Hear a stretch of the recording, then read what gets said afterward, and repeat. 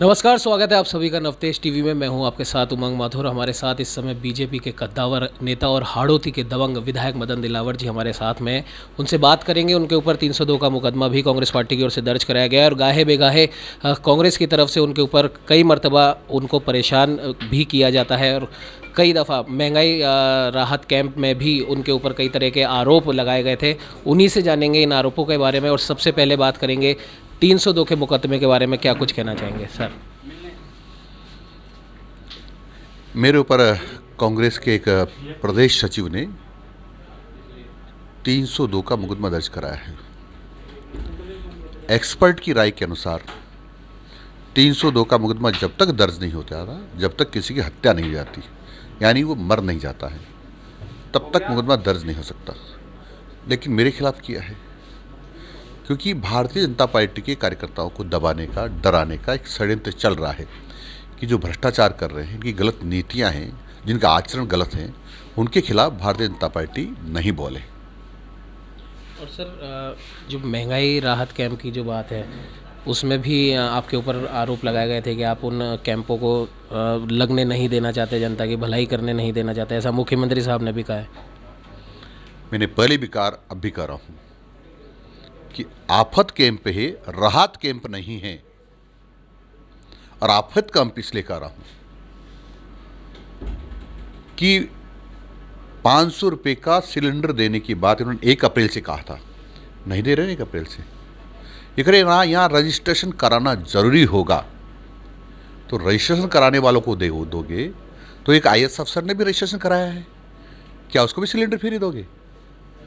और कांग्रेस के काबीना मंत्री शांति धारीवाल वो ये कह रहे हैं सबको रजिस्ट्रेशन करवाना चाहिए, चाहे उसको लाभ मिले कि ना मिले, यानी ये संख्या रजिस्ट्रेशन कराकर बढ़ाना चाहते हैं। गरीब लोग बेचारे भोले होते हैं, उनका यार ये रजिस्ट्रेशन नहीं कराएंगे तो लाभ नहीं देंगे, और इसलिए गरीब तो 2 पैसा बचना चाहिए, लेकिन लाभ तो मिल नहीं रहा है, इसलिए षड्यंत्र चल रहा है। अगर बिजली में हम राहत देंगे, उसमें 33% तो सरचार्ज के रूप में ले रहे हैं, यानी उन गरीबों के साथ तो लूटपाट हो रही है।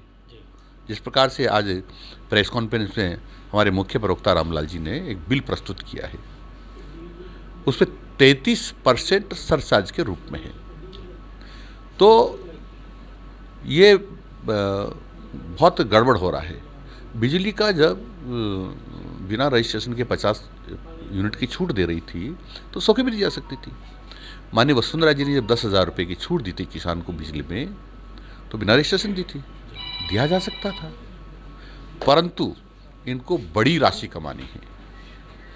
कांग्रेस के पास शायद पैसा कम पड़ रहा होगा, क्योंकि कांग्रेस की सरकारें अब कम रह गई है ना, लेकिन पैसा कम पड़ रहा होगा।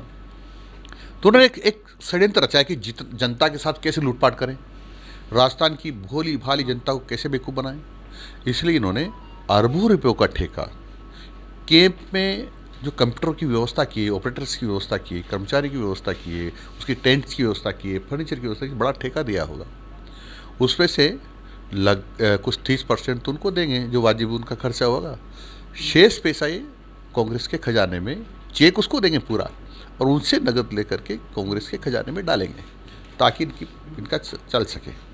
क्योंकि मुझे पता है जब राहुल गांधी हाड़ौती से गुजर रहे थे तो उनके एक दिन का टेंट का खर्चा 3 करोड़ रुपया था।